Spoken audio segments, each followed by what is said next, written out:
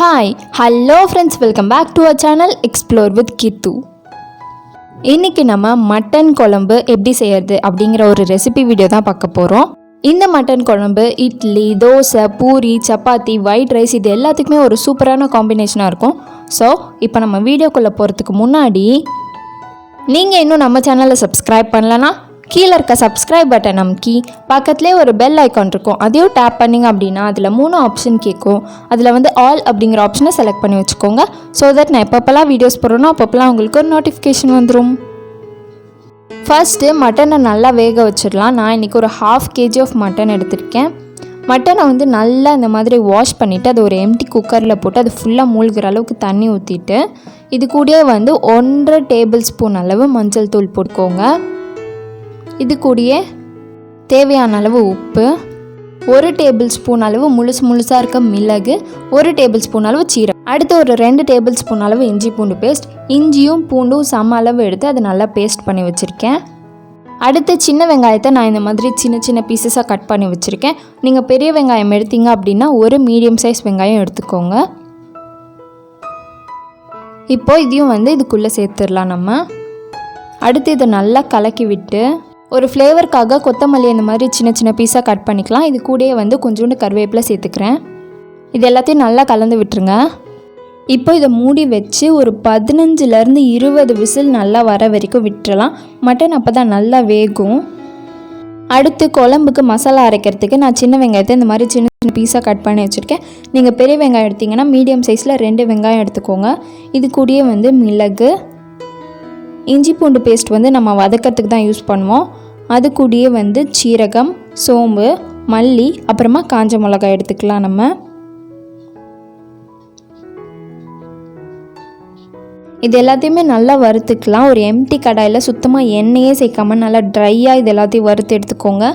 First நான் இன்றைக்கி மல்லி சேர்த்துருக்கேன். மல்லி 1 கைப்பிடி சேர்த்துக்கோங்க. அதாவது 7 டேபிள் ஸ்பூன் அளவு மல்லி சேர்த்துக்கிறேன் நான் இன்றைக்கி. சேர்த்துட்டு இது கூடயே காஞ்ச மிளகா உங்களோட காரத்துக்கு ஏற்ற மாதிரி சேர்த்துக்கோங்க. நான் இன்றைக்கி ஒரு 10லேருந்து 15 காஞ்ச மிளகா சேர்த்துருக்கேன். சேர்த்து இது கூடயே 1 டேபிள் ஸ்பூன் அளவு சோம்பு, அதையும் நல்லா வறுத்துக்கோங்க. இது கூடயே அடுத்து 1 டேபிள் ஸ்பூன் அளவு சீரகம், இதையும் சேர்த்து நல்லா வறுத்துக்கலாம். அடுத்து 1 டேபிள் ஸ்பூன் அளவு மிளகு, இதையும் நல்லா வறுத்து இப்போ ஒரு பிளேட்டில் ட்ரான்ஸ்ஃபர் பண்ணி வச்சிடலாம். இப்போது அதே கடாயில் கொஞ்சோண்டு எண்ணெய் விட்டு நம்ம கட் பண்ணி வச்சுருக்க சின்ன வெங்காயத்தை நல்லா வதக்கி எடுத்துடலாம். நான் ஏற்கனவே சொன்ன மாதிரி நீங்கள் பெரிய வெங்காயம் கூட ஆட் பண்ணிக்கலாம். இப்போ வெங்காயம் நல்லா வதங்கினதுக்கப்புறம் இதையும் வேறு ஒரு பிளேட்டில் ட்ரான்ஸ்ஃபர் பண்ணி வச்சுக்கோங்க. இப்போ நம்ம ட்ரையாக வறுத்தது எல்லாத்தையும் ஃபஸ்ட்டு அரைச்சிடலாம். தண்ணி சேர்க்காமல் நல்லா இந்த மாதிரி பவுடர் ஃபார்மில் அரைச்சதுக்கப்புறமா வெங்காயம் சேர்த்து அரைச்சிக்கோங்க. நீங்கள் இந்த பவுடரை மட்டும் ஸ்டோர் பண்ணி கூட அப்புறமா யூஸ் பண்ணிக்கலாம். இப்போ அந்த வெங்காயமும் சேர்த்து கொஞ்சோண்டு வேணும்னா தண்ணி சேர்த்து நல்லா அரைச்சிக்கோங்க. இந்த மாதிரி நல்லா பேஸ்ட் ஆகிற வரைக்கும். ஸோ அதுக்குள்ளே மட்டனும் நல்லா வெந்துருச்சு. இதில் இருக்க எக்ஸ்ட்ரா தண்ணியை நம்ம மட்டன் சூப்பாக குடிச்சிடலாம். நீங்கள் குடித்தது போக மீதி தண்ணியை வைங்க, நம்ம குழம்புல ஆட் பண்ணிக்கலாம். அடுத்து குழம்புக்கு வதக்கிறதுக்கு ஒரு மீடியம் சைஸ் வெங்காயத்தை இந்த மாதிரி சின்ன சின்ன பீஸாக கட் பண்ணி வச்சுருக்கேன். கூடயே சின்ன சைஸ் தக்காளியாக இருந்தால் 2, கொஞ்சம் பெருசாக இருந்தால் 1 தக்காளியை இந்த மாதிரி சின்ன சின்ன பீஸாக கட் பண்ணிக்கோங்க. கூடயே 5 பல் பூண்டு, இது கூடயே ஒரு பெரிய சைஸ் பிரிஞ்சி இலை எடுத்துக்கிறேன் நான். அடுத்து ஒரு 5லேருந்து 7 கிராம்பு, இதுக்கு பேர் ஜாவித்ரி, ஜாதி பத்ரி அப்படின்லாம் சொல்லுவாங்க. இதோட இங்கிலீஷ் நேமை நான் பக்கத்துலேயே ஆட் பண்ணுறேன். இது இல்லைனா கூட ஒன்றும் பிரச்சனை இல்லை, இது ஆப்ஷனல் தான். அடுத்து இதை ஸ்டோன் ஃப்ளார் அப்படின்னு சொல்லுவாங்க, அதாவது கல் பாசி அப்படின்னு சொல்லுவாங்க. இதுவும் ஆப்ஷனல் தான். இதோட இங்கிலீஷ் நேமையும் நான் பக்கத்துலேயே ஆட் பண்ணுறேன். ஸோ இது எல்லாமே எடுத்துக்கலாம் நம்ம. இப்போ அதே கடாயில் ஒரு 2 கரண்டி அளவு எண்ணெய். இப்போ நம்ம எடுத்து வச்சுருக்க மசாலாலாம் நல்லா வறுத்துக்கலாம். அடுத்து நம்ம எடுத்து வச்சுருக்க பூண்டு லைட்டாக கோல்டன் ப்ரௌன் ஆனதுக்கப்புறமா நம்ம கட் பண்ணி வச்சுருக்க வெங்காயத்தையும் உள்ளே சேர்த்துக்கலாம். வெங்காயத்து கூட கொஞ்சோண்டு உப்பு சேர்த்துக்கோங்க. உப்பு சேர்த்துக்கிட்டோம் அப்படின்னா வெங்காயம் சீக்கிரமாக வதங்கிடும். நம்ம ஆல்ரெடி மட்டன்லேயும் உப்பு சேர்த்துருக்கோம், அதனால் இதில் கொஞ்சம் கம்மியாக சேர்த்துக்கோங்க. வெங்காயம் நல்லா வதங்கினதுக்கப்புறமா 1 டீஸ்பூன் அளவு இஞ்சி பூண்டு பேஸ்ட் சேர்த்து நல்லா வதக்கிக்கலாம். இது எல்லாமே ஃபுல்லாக நல்லா வதங்கினதுக்கு அப்புறமா நம்ம கட் பண்ணி வச்சுருக்க தக்காளியும் உள்ளே சேர்த்து நல்லா வதக்கிடலாம். இப்போ வந்து தக்காளி நல்லா வதங்கிருச்சு.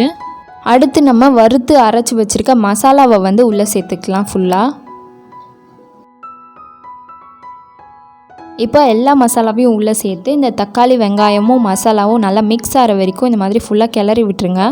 அடுத்து நம்ம வேக வச்சுருக்க மட்டனையும் உள்ளே சேர்த்துக்கோங்க. இது கூடயே வந்து மட்டன் சூப் மீதி இருந்துச்சு அப்படின்னா அதையும் உள்ளே சேர்த்துருங்க. இது இல்லாமல் உங்களுக்கு எந்த அளவுக்கு வாட்டரி கன்சிஸ்டன்சியில் குழம்பு வேணுமோ அந்த அளவுக்கு தண்ணி ஊற்றிக்கோங்க. ஸோ அவ்வளோதான், தண்ணி ஊற்றி அந்த மசாலாவோட பச்சை வாசம் போகிற வரைக்கும் ஒரு 10லேருந்து 15 நிமிஷம் நல்லா கொதிக்க விட்டுருங்க.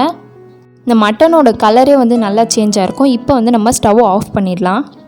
அடுத்து வந்து தாளிக்கிறதுக்கு வந்து நான் ஒரு தாளிக்கிற கரண்டியில் கொஞ்சோண்டு எண்ணெய் ஊற்றி கடுகு கருவேப்பிலை மட்டும் போட்டு நல்லா தாளிச்சிடலாம். நம்ம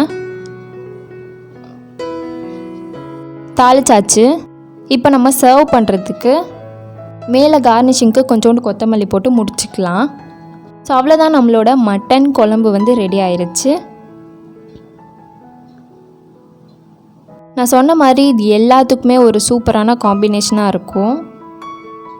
ஸோ அவ்வளோதான், இந்த ரெசிபி உங்களுக்கு யூஸ்ஃபுல்லாக இருந்துச்சுன்னா கீழே இருக்க சப்ஸ்கிரைப் பட்டன் நமக்கு சப்ஸ்கிரைப் பண்ண மறக்காதீங்க. ஸோ அவ்வளோதான், இந்த வீடியோவை இதோட முடிச்சுக்கலாம். நம்ம நெக்ஸ்ட் வீடியோவில் பார்க்கலாம். பாய்.